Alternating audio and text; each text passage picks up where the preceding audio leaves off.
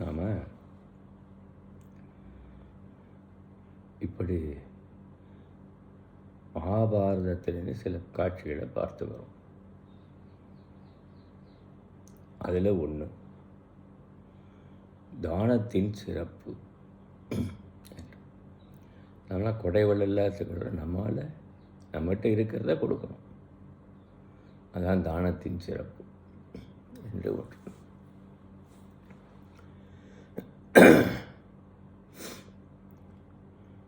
ஒரு கிராமம்னு எடுத்துட்டா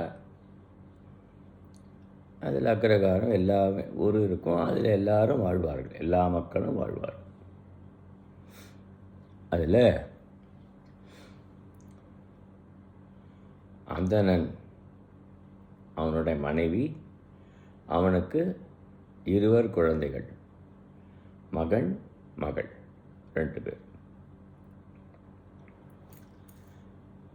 அவன் என்ன செய்கிறான், அன்னிடம் யாசித்து இந்த பிச்சை பாத்திரத்தில் என்ன வருதோ அதை சாப்பிட்றாங்க. அப்படி ஒரு கொள்கை. அன்றன்றைக்கு, நாளைக்கு என்று ஒன்றும் சேர்த்து வைத்து கொள்ளவில்லை. இருக்கிறதுக்கு ஒரு சின்ன இடம் இருக்குது, அதிலிருந்து அவர்கள் செய்கிறார். அன்றைக்கு ஒரு நாள் அவர்களுக்கு அரிசி மாவு கிடச்சிது. அரிசி மாவு ஒரு பகுதி கிடச்சிது. அதை கொண்டு வந்து குழந்தைகளுக்கு 2 அப்புறம் கணவன் மனைவி 2 பங்கு போட்டுக்கிறார்கள். அதுக்கு இவ்வளவு சாப்பிடணும். குழந்தைகளுடைய வயிறு நிரப்ப சாப்பிடணும்னு அவங்களுக்கு கொஞ்சம் அவர்களுக்கு தேவையானது கொடுத்து மிச்சத்தை இவங்க 2 பேரும் பகிர்ந்துக்கிறார்கள். இப்படி இருக்கிற நாளில் சாப்பிடுகிற நேரம் அந்த மாவு தான் கிடைச்சிருக்கு, வேற ஒன்றும் கிடைக்கல. வாசலில் ஒரு பிச்சைக்காரர் பாவம், அம்மா ரொம்ப பசிக்கிறதுமா, ஏதாவது கொடுங்குங்கிறார். என்னடா அது, நம்மக்கிட்ட என்ன இருக்குது என்றெல்லாம் நினைக்காம அவன் சொல்கிறான், இருப்பா, நம்ம ஒரு பங்கு மாவு கொண்டு போய் கொடுப்போம், என் தலைவனோடதை கொண்டு கொடுத்துட்றேன் நான். அவர் சாப்பிட்டான், மிச்சத்தை நம்ம எல்லாம் சாப்பிடுவோம் அப்படின்னு நினச்சிட்டு பிச்சைக்கார்கிட்ட போய் 1 பங்கு மாவை கொடுக்குறாரு. அப்புறம் வாங்கி சாப்பிட்டு, ரொம்ப நல்லா ருசியாக இருக்குமா, இன்னும் கொஞ்சம் வேணுங்கிறார். தன்னோட மனைவியோட பங்கு கொண்டு போய் கொடுக்குறாரு. அதையும் அவர் சாப்பிட்டுறாரு. ரொம்ப நல்லா இருக்கு, ரொம்ப பசி ரொம்ப ஜாஸ்தி போல இருக்கு. குழந்தைகளோட பங்கு 2 பேருடைய பங்கையும் கொண்டு போய் கொடுக்குறாரு. அதையும் சாப்பிட்டு முடிச்சிட்டாங்க. அம்மா ரொம்ப நல்லா இருக்குது, என் பசியை ஆத்தினீங்களே, நீங்கள் நல்ல மகராசியை வாழணுமான்னு எல்லாம் வாழ்த்தி விட்டு அவர் தண்ணீர் அருந்தி விட்டு சென்று விடுகிறார். அந்த நேரத்தில் ஒரு கீரி பிள்ளை ஒன்று அங்கே வந்து வேறு மாவு கொடுத்தாரு இல்லையா, அவள் கையில் வாங்கி சாப்பிட பொழுது சிந்திருக்கு. கீழே சிந்தின இதில் அந்த கீரிப்பிள்ளை என்னமோ அதில் வந்து எதேச்சியாக கீரிப்பிள்ளை வந்து அதில் உருண்டுது. அது மேனியெல்லாம் தங்க நிறமாக மாறிடுச்சு. அடாடா, என்னடா அது ஆச்சரியமாக இருக்கு, தங்க நிறமாக மாறித்தேன் இந்த மேனிகள்லாம். இன்னும் சில பகுதி தான் தங்கமாக மாறிது, சில பகுதி இருக்கே அதுவும் தங்கமாக மாறினா தேவலை என்று அந்த கீரிப்பிள்ளை நினச்சிது. இது மாதிரி யாராவது தானம் கொடுக்குறார்களா, அவர்கள் கொடுக்கறத சிந்தினதை நம்ம போட்டு பெறலுவோம் என்று அப்படி எல்லா இடமும் போய் அஸ்தினாபுரம் வந்து அப்புறம்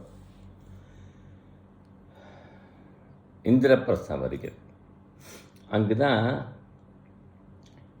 தர்மபுத்திரர் ராஜசூய யாகம் செய்கிறார். நிறைய அன்னதானம் போடுறாங்க, நிறைய. அங்கெல்லாம் இந்த இதெல்லாம் சிந்தி இருக்கும் இல்லையா, அன்னம் முதலியன, அங்கெல்லாம் விருண்டு பரண்டு பார்க்கறது. ஆனால் ஒரு அந்த ஏற்கனவே அந்த மாவுபட்ட பகுதியில் உள்ள தங்கம் தவிர மற்ற இடம் தங்கமாக ஆகவே இல்லை.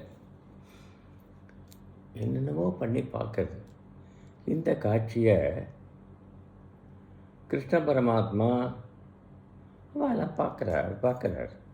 ஏன்னா இவ்வளோ ஆச்சரியமாக இருக்குது இந்த இதுக்கு. அது எப்படி இது கீரிப்பிள்ளைக்கு மேனியில் எப்படி தங்கமாக இருக்கும்? தங்கமாக இருக்காது என்று அந்த கீரிப்பிள்ளையை பார்க்குற. கிருஷ்ணன் போனோடனே ஆக்சுவலாக என்னன்னு கேட்குறாரு. அதை கீரிப்பிள்ளைகிட்ட கேட்குறாரு. அது சொல்லுறது, ஒருத்தர் தானம் கொடுத்தார், மாவு தானம் கொடுத்தார். எதிர்பாராததுமாக அங்கே நான் போனேன். கீழே சிந்தின மாவில் பிறண்டேன். என்னோட மேனியில் சில இடங்கள் தங்கம் ஆயிடுச்சு, சில இடம் தங்கம் ஆகலை. அதுக்காக அன்னதானம் வழங்குகிற இடங்கள்லாம் பார்த்து வரேன். தர்மபுத்திரர் யாகம் செய்கிறார், நிறைய அன்னதானம் தானம் நிறைய கொடுக்குறார்களே என்று வந்து பார்த்தேன். மேனி தங்கமாகலையே, என்ன செய்யறது என்று கேட்குறேன். அப்பொழுது கிருஷ்ண பரமாத்மா சொல்கிறார், தர்மபுத்திரா, ஒன்று நன்றாக உனக்கு நிறைய பொருள் இருக்குது, திரவியங்கள் இருக்குது, நிறைய இருந்து நீ தானம் பண்ணுறது அவ்வளோ சிறப்பு இல்லை. ஆனால் ஒன்றுமே இல்லாமல் அன்றைக்கு மட்டுமே சாப்பிட்றதுக்கு மட்டும் இருக்குது, அடுத்த வேலைக்கு கிடையாது, நாளைக்கு ஒன்றும் கிடையாது. அந்த மாவை, கிடைச்ச மாவை அந்த பிச்சைக்காரர்கிட்ட கொடுத்து சாப்பிட சொன்னார். தன்னுடைய மனைவி இது, தன் பங்கு, தன் குழந்தைகளோட பங்கெல்லாம் சேர்த்து கொடுத்துட்டார். அது சாப்பிட்டு இதில் சிந்தினது தான் இந்த கீரிப்பிள்ளைவர் எப்படி தங்கமயம் மாறிடுப்பார். அதனால் இதுலேருந்து ஒன்று தெரிஞ்சுக்கணும், நம்ம இருந்து தானம் செய்கிறது பெருசு இல்லை. ஒன்றுமே நம்மக்கிட்ட இல்லாட்டா கூட தானம் செய்கிறது ஒன்று தான் பெருசு என்று கிருஷ்ண பரமாத்மா சொல்கிறார். இதே மாதிரி தான் ஆதிசங்கரர் பகவத்பாதருடைய கதையிலையும் வரும். ஆதிசங்கர பகவத்பாதர் பகவதி பிக்ஷாந்தேயின் போகிறார். அன்றைக்கு துவாதசி. ஒரு பெண்மணி, ரொம்ப ஏழை பெண்மணி, ஒன்றுமே இல்லை அவகிட்ட. ஒரே ஒரு நெல்லி கனி மட்டும் இருந்திருக்கு. அதை கொண்டு ரொம்ப தரித்திர நிலையில் தான் இருக்கா. அந்த நெல்லிக்கை அவருக்கு பிச்சை கொடுக்குறார். ஆதிசங்கரர் பார்க்குறார், அப்பா ஒன்றுமே இல்லாத போது நெல்லிக்கனியை கொடுக்குறா பற்றியா என்று ரொம்ப மனமகிழ்ச்சி அடைந்தார். ஒன்றுமே இல்லாத போது கொடுக்கறது தான் சிறப்பு என்பதற்காக கனகதாரா சோஸ்திரம் பாடினார். கனகதாரா சோஸ்திரம் பாடினதுக்கப்புறம் தங்க நெல்லிக்கனியாக அவருக்கு வீட்டில் விழருது. கொடுக்குற தெய்வம் கூரையை பிச்சுட்டு கொடுக்குங்கிறாங்க பற்றியா, அது இதான் பழமொழி. இப்படி ஆதிசங்கர வரலாறையும் பார்க்குறோம், இந்த மகாபாரத இந்த கிளைக்கதையிலையும் பார்க்குறோம்.